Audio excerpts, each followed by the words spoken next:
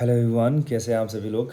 बच्चे, आपकी स्क्रीन पर जो क्वेश्चन दिख रहा है, this question is taken from इरोडो book and question number is 3.24। तो ये क्वेश्चन बेसिकली इलेक्ट्रोस्टैटिक्स का है। तो क्वेश्चन क्या कहता है ना, जल्दी से पढ़ लेते हैं हम लोग। The electric field strength depend only on X and Y coordinate according to law. ये इलेक्ट्रिक फील्ड का एक्सप्रेशन दे रखा है, A into X I cap plus Y J cap upon X square plus Y square, where A is constant. Find the flux of vector E through a sphere of radius r with its center at origin of coordinate. तो इसे करने के और भी तरीके हो सकते हैं, बट मैं जो तरीका लाया हूँ ये थोड़ा सा आप कह सकते हो कि आपका जाना पहचाना तरीका हो सकता है ना। तो देखते हैं हम लोग इसमें क्या करने वाले हैं। तो बच्चे, मैंने इस एक्सप्रेशन को वापस लिखा और इस एक्सप्रेशन को जब मैंने देखा तो थोड़ा बहुत मुझे समझ में आया कि मैं इसको रीअरेंज कर सकता हूँ। ये कुछ तो जाना पहचाना एक्सप्रेशन सा है। तो ये वाला इसके अगर आप एक वेक्टर मान लो कि कोई जनरल आर वेक्टर है, पोजीशन वेक्टर है ओरिजिन के रेस्पेक्ट में, तो आर वेक्टर को आप क्या लिख सकते हो, x I cap plus Y J cap लिख सकते हो। और आर वेक्टर का मॉड क्या लिख सकते हो, under root X square plus Y square लिख सकते हो। सही बात है ना। तो मैंने क्या किया उसको वो देखो, यहाँ पे इस रिजल्ट को देखो ध्यान से। मैंने इस नीचे वाले को root of X square plus Y square into root of X square plus Y square लिख सकता हूँ, मैं लिख दिया यहाँ पे। और ऊपर जो था एक बार इसको लिख दिया, तो ये अपॉन ये कुछ बनेगा और इसको मैंने ऐसे रहने दिया।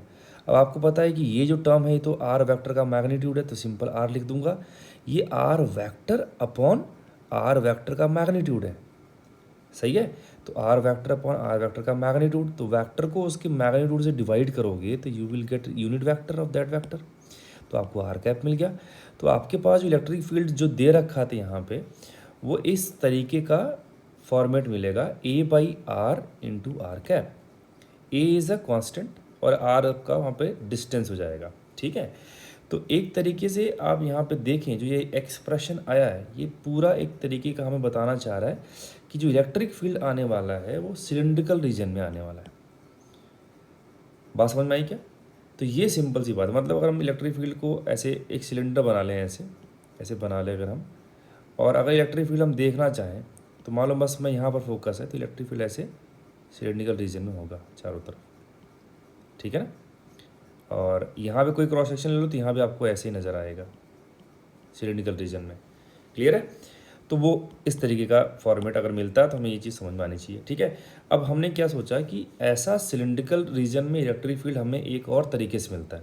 वो कहाँ पर मिलता है, अगर हमने इन्फाइनेटली लॉन्ग थ्रेड ले लिया यूनिफॉर्मली चार्ज, जिस पर चार्ज डेंसिटी मान लो लेमडा है, लीनियर चार्ज डेंसिटी, तो उसकी वजह से आर डिस्टेंस पर आपको इलेक्ट्रिक फील्ड निकालना है, तो इलेक्ट्रिक फील्ड कितना होता है, 2k lambda by R into R cap.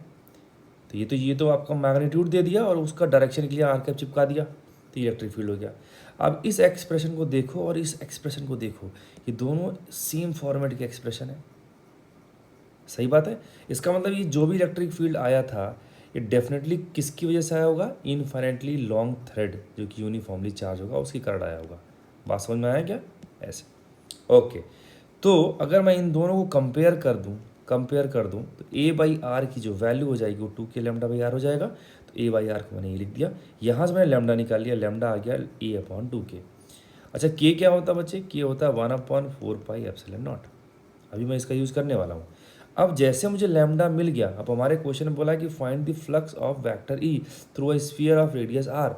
मैंने बनाया स्फीयर, उसमें मैंने यही बना दिया। अब चूंकि हम इसको इस्तेमाल करें या इसकी जगह पर मैं क्या ले लूँ, एक इन्फिनिटली लॉन्ग थ्रेड ले लूँ, ठीक है। और इसको कहाँ से गुजार दूंगा, ओरिजिन से गुजार दूंगा। और ये ओरिजिन क्या होगा, स्फीयर का सेंटर होगा, सही है। तो आप ये देखो कि अगर मुझे इस स्फीयर से फ्लक्स निकालना है तो मुझे ये देखना पड़ेगा कि इस स्फीयर के अंदर कितना चार्ज इनक्लोज्ड है, क्योंकि गॉस लॉ ये कहता है चिल्ला चिल्ला के कि flux through any enclose surface is given by total charge enclose divide by epsilon not. तो अगर मैं चार्ज इनक्लोज निकाल लूँ तो मेरा काम हो जाएगा। तो बस सिंपल, अगर आपको पर यूनिट लेंथ में चार्ज पता है तो जो भी आपका थ्रेड है उसकी लेंथ को लेमडा से मल्टीप्लाई कर दो, then you will get the value of total charge inside the sphere. तो मुझे मिल गया लेमडा को लेंथ मतलब 2r से मल्टीप्लाई कर दो, तो टोटल चार्ज मिल गया, डिवाइड बाई एप्सिलॉन नॉट कर दिया।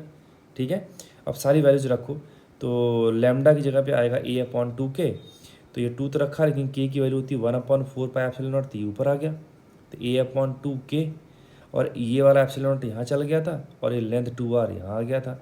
दो इस 2 से 2 चला जाएगा, एप्सिलॉन नॉट से एप्सिलॉन नॉट चला जाएगा, जो बचेगा वो 4 पाई a इंटू आर बचेगा, तो ये हमारे पास बच गया। तो यही क्या होगा, flux passing through this sphere due to this electric field. बात समझ में आई क्या? तो ये छोटा सा बढ़िया सा प्यारा सा कंसेप्ट और उसका सोल्यूशन आपके सामने यहाँ पर मैंने दिखाया है। आई होप आपको पूरी बात समझ में आएगी बच्चों। मिलते हैं नेक्स्ट वीडियो में, तब तक के लिए bye bye, see you, take.